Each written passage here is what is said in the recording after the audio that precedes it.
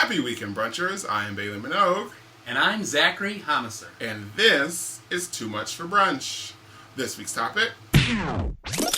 So, Thursday was Jim Henson's birthday. His 79th, would have been his 79th birthday. That's crazy. It's also the 60th anniversary of the Jim Henson's Company. That's correct.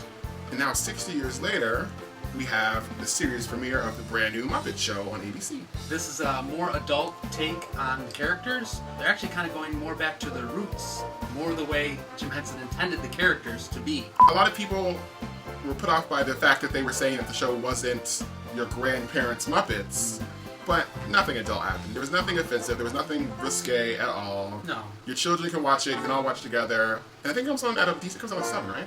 It's on at 8 p.m. ABC. On a Tuesday? Tuesday. That's not so bad. That's not so late. You can probably still watch it with the kids. Edit. So what were your favorite moments of the show? There are so many, it's hard to pick. Many. I think I have 2 favorites. Well, the Kermit Piggy breakup, which has been the talk all over summer. Yeah.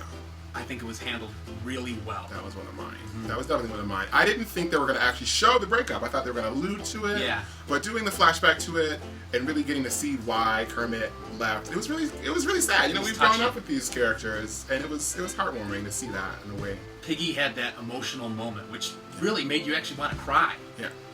And you got to see also that all her over-the-top diva antics have been just because she's kind of going through a little bit of heartbreak. Miss Piggy being Miss Piggy. I was very moved by that. And another one of my favorite moments was right at the beginning when Dr. Bunsen tased Beaker. That was actually in the pilot, the little, not pilot, I guess. What was it? Yeah, it was like a 10-minute pitch reel. Like a 10-minute pitch reel. It was good. That joke was in there. A lot of the jokes were in there. Mm-hmm. But that one in particular I thought was really funny when I first saw it. And I still thought it was really funny the second time I saw it. I didn't know if they were going to keep it. It was classic. Yeah, but it was really funny. I feel like they really had a lot of great character moments. Within a short half-hour TV show, a lot of characters got lines, which I thought was wonderful. They did. I didn't feel like anyone was super left out. Not of the, I would say, not obscure Muppets, but not the most popular Secondary ones. Characters. Like, I really loved, that was actually one of my other favorites, Zoot's line about the AA joke. Mm-hmm. As an alcoholic, I was really tickled by that. Yeah. And I like the way, I like when Animal had his, too many women. Too many towels, too many women. I like that. I like the more adult jokes. The thing is, they were adult in the sense that maybe like a 5-year-old wouldn't get them, but edgy. they weren't. Yeah, I think I it's. don't even know for if the edgy is the right yeah. word, but I mean, I don't think it was anything edgy, but it was just clever. I think clever. Yeah. It was clever, and it was not marketed toward children. There's a huge gap between rated G and rated R, and I think people forget that sometimes. I don't even think this was PG-13. It was like. It was PG. What is that? What is that in TV terms? Like TV, parental guidance. Yeah. But I mean, only a little bit. They didn't say anything that you would have to sit and explain. Little Timmy's not going to be like, what does Zoot mean about his meeting? Could have been anything. Could have been anything. Therapy. Could have been a chess club. You're right. Could have been the science club meeting. After school program. Zoot saxophone lessons. Why not? Edit. Another one of my favorites is when Scooter was driving Elizabeth Banks around. Golf cart. That was really funny. I like that whole interaction. And just the guest stars in general, because that was a huge part of the Muppet Show. The variety show is out, but having the late night show with Miss Piggy, was Up Late with Miss Piggy. Yep. Not only is it a great plot device, but it's also a really good way to make the show seem like as modern as possible. There's so many late night shows. The original Muppet Show was a variety show because back in the 70s and 80s, that's what was on TV. Now, there's more like Modern Family, The Office, so that's why it's filmed in this type of take. The Muppets are always good at picking up on pop culture. Yeah, it definitely reminded me a lot of The Office. Even the opening with the typewriter reminded me a lot of The Office. I hope they really keep up with the guest stars and really make them a part of the show. I feel like they did a much better job with including the guest stars in this little half-an-hour show than they did with including the Muppets in the Gaga Christmas special. Because I feel like they were barely there. It wasn't put together. It was just kind of random clips. Yeah. This is more of a show, a more structure. And they even went as far as to have Elizabeth do her shtick with Miss Piggy about the Hunger Games. The spoof. That was one of my favorite moments too. She's like, she said, "Well, I'm hungry," and I don't know. I forgot what she said. I got a question for you. What are you looking forward to see in this show? Like, as we get to more episodes, what do you want to see? I want to see, more than anything, I want to see more interactions with Miss Piggy and Denise. Mm-hmm. I want to see what they do with Denise's character. Her southern accent is a little grating. Piercing, even. No, it's grown on me. I'm liking her. I do get why they gave her that voice, though, because as a Southern Belle, there's that, caretaker thing that she's got going for her. She's just, sweet Southern Belle who's like doting on Kermit because he's upset, and she is trying to make his life easier and the breakup easier and work easier. Right.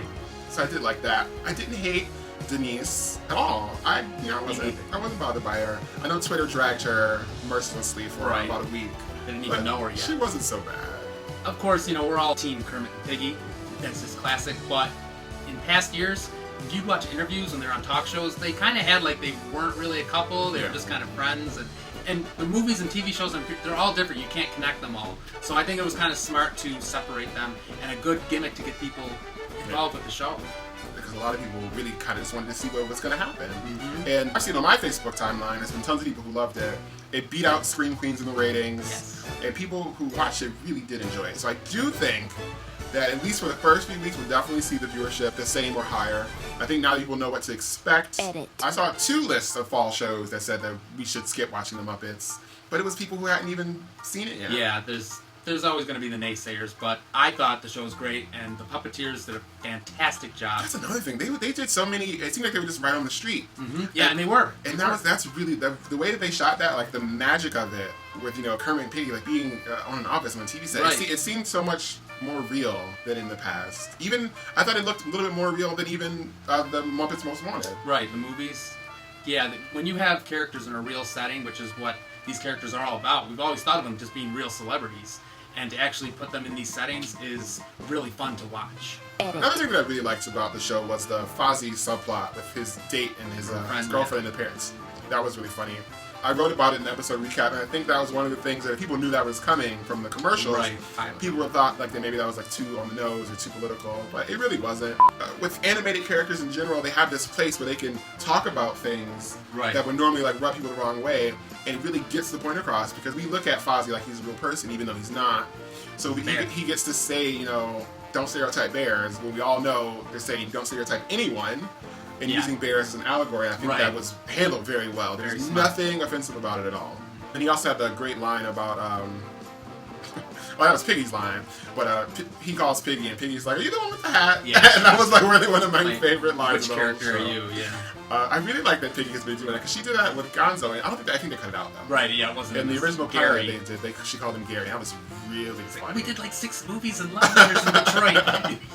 Maybe they'll use that joke later. Hopefully we didn't do any spoilers. Edit. In future episodes, I've seen some things on Facebook and Reddit. I'm looking forward to Rolf the Dog's Tavern. He's going to own a bar across the street, and I think like the Muppets are going to kind of chill out after work, do karaoke, and talk about each other, and looking forward to that. Some more characters might pop up as the series goes on. I think they probably just ended the bar in the first episode because they're like, oh, the Muppets are drinking. It would have been like the first thing people would have jumped on. But the Muppets have been. In the Muppet movie, Kermit and Piggy are drinking champagne. Rolf the dog says he drinks beer. So the Muppets are adults. They're not kids. So they do adult things, Yeah. Edit. So that's a review of the Muppets series premiere, really. Yes. I hope that you enjoyed our video, but I also hope that you tune into the Muppet Show. Check it out. You can join the conversation here on the video. Just comment right here. Tell us what you thought. You can also check us out on our Facebook page or on toomuchforbrunch.com, which is our home website. And if you really want to, you can also head over to Twitter to follow moi at TMFB_Bailey. Sam Eagle said Twitter's not a word you can say in the show. Remember that, Sam? Can't say hell.